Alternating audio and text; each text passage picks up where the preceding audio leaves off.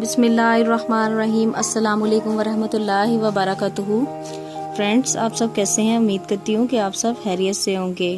Friends, आज मैं आपके लिए एक नई हवाब लेकर आई हूँ, हवाब में डूबना। जो लोग हवाब में डूबना देखते हैं वो यही जानना चाहते होंगे कि इसकी तबीर क्या है। आज इस वीडियो में मैं आपके सामने ज़रूर शेयर करूँगी।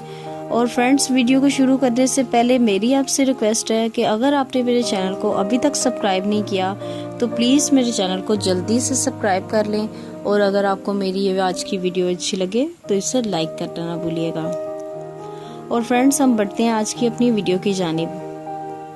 हज़रत इब्न सीरीन रहमतुल्लाह अलैह ने फरमाया है कि अगर देखें कि दरिया में डूबा है और मरा है, दलील है कि बादशाह इसको हलाक करेगा।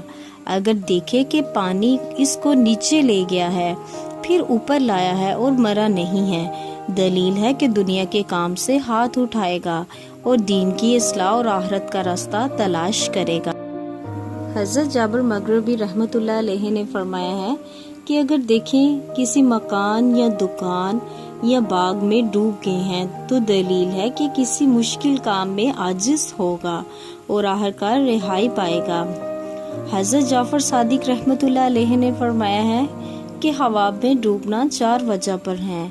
नंबर 1 बहुत सा माल, नंबर 2 इकबाल, नंबर 3 बदमज़ह और आदमी के साथ सोहबत, नंबर 4 मनफत।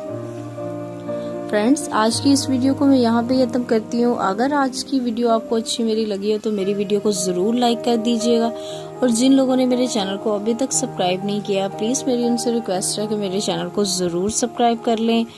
और फ्रेंड्स, अपना बहुत ज़्यादा ख्याल रखिएगा, मुझे भी दुआओं में याद रखिएगा। इतनी देर के लिए मिलते हैं नेक्स्ट वीडियो में। अल्लाह हाफिज़।